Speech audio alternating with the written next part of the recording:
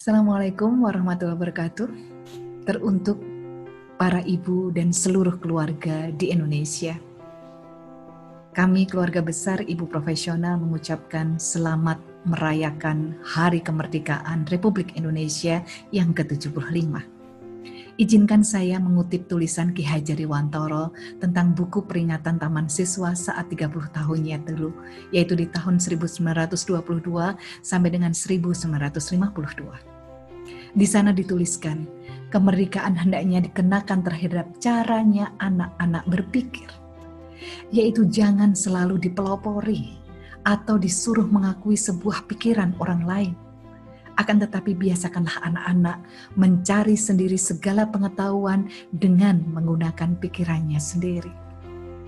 Kutipan di atas kembali mengingatkan kita para orang tua dan pendidik negeri ini yang sudah 75 tahun merdeka dengan satu kalimat tanya. Apakah anak-anak kita sudah menjadi anak-anak yang merdeka? Apakah selama ini kita lebih cenderung menjejalkan sebuah konsep pemikiran kita ke anak-anak kita, atau sebaliknya, kita lebih sering mendengarkan suara anak? Menurut Ki Hajar Dewantara, dalam pendidikan harus senantiasa diingat bahwa kemerdekaan itu bersifat 3 macam. Yang pertama adalah berdiri sendiri. Yang kedua tidak bergantung pada orang lain. Yang ketiga dapat mengatur diri sendiri. Mari kita buka satu persatu. Berdiri sendiri. Kemerdekaan belajar mengakui anak sebagai subjek belajar, bukan objek lagi. Anaklah yang menentukan untuk apa dia belajar dan mempelajari sesuatu. Anak memiliki kewenangan dan inisiatif dalam belajar. Kemudian tidak bergantung pada orang lain. Secara alamiah, kehidupan sehari-hari anak mulai dari bangun tidur sampai mau tidur lagi adalah proses aktivitas belajar.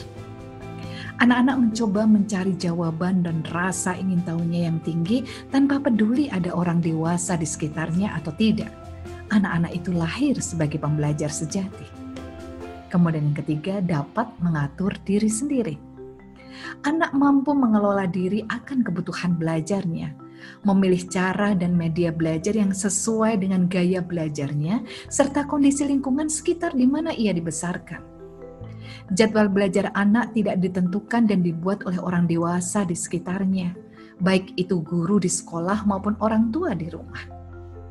Anak yang berada dalam kemerdekaan belajar bisa mengatur jadwal belajarnya untuk mencapai tujuan belajar masing-masing. Apakah semua anak lahir merdeka? Ya, saya yakin semua pasti akan menganggukkan kepala dan menjawab iya. Sejak lahir anak-anak sudah memiliki 4 hal fitrah yang dimilikinya. Yang pertama adalah memiliki rasa ingin tahu yang tinggi, intellectual curiosity.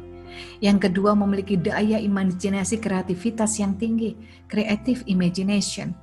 Yang ketiga, memiliki kemampuan berpikir untuk menentukan suatu pengetahuan, menemukan kembali pengetahuan yang sudah ada maupun pengetahuan yang baru, art of discovery and invention. Kemudian yang keempat, memiliki akhlak mulia atau noble attitude terhadap proses penemuan ilmu. Keempat hal tersebut terbukti sejak bisa berjalan dan berbicara. Anak-anak tak henti-hentinya untuk menanyakan segala macam yang memantik rasa ingin tahunya ke orang dewasa. Bahkan tak jarang dari mereka mengulang-ulang pertanyaannya tanpa henti.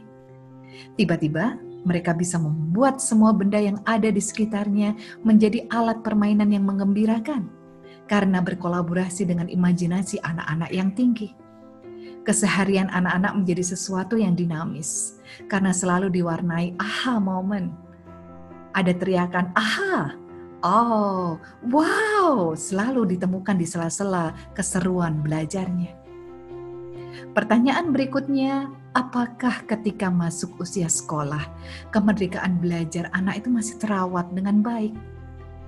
Kemerdekaan belajar adalah modal dasar bagi setiap anak agar menjadi pembelajar seumur hidup.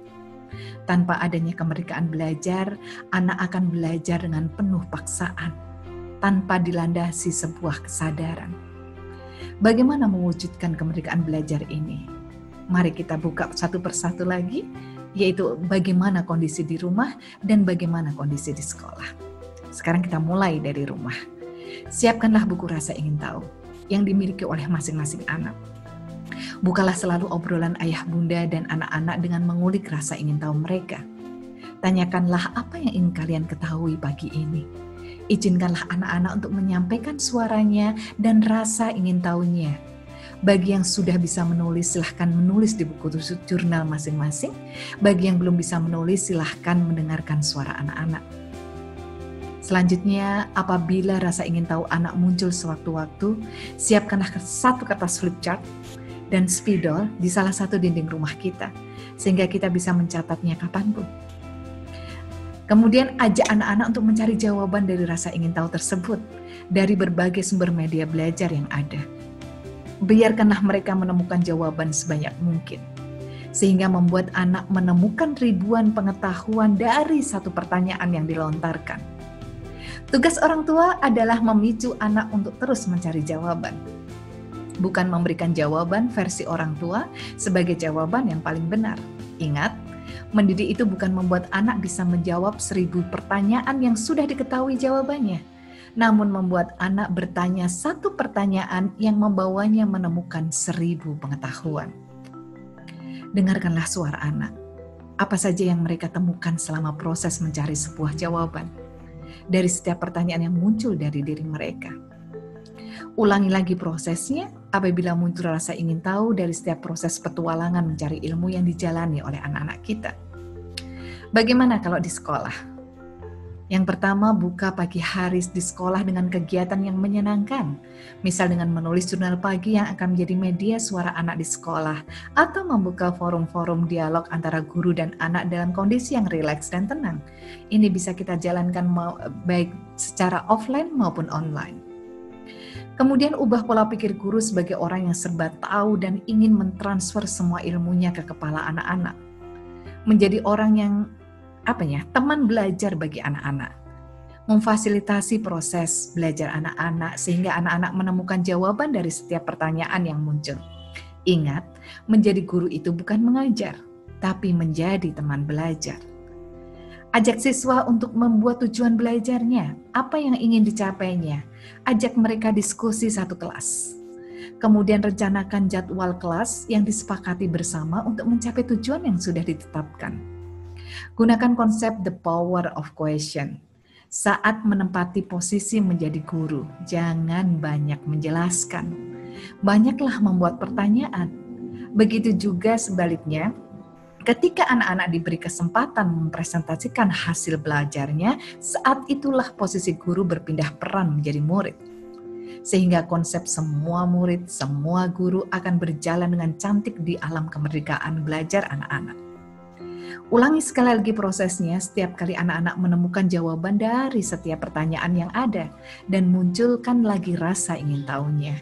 Kita hidup di negeri yang merdeka, tapi tidak banyak anak-anak Indonesia yang merasakan bagaimana rasanya merdeka dalam belajar dan belajar memerdekakan. Maka apabila diizinkan untuk menambah hak anak, maka saya mengusulkan kemerdekaan belajar itu adalah hak setiap anak yang harus diperjuangkan. Dan itu bisa kita mulai dari dalam rumah kita. Karena semua ibu adalah guru utama dan pertama bagi anak-anaknya. Merdeka.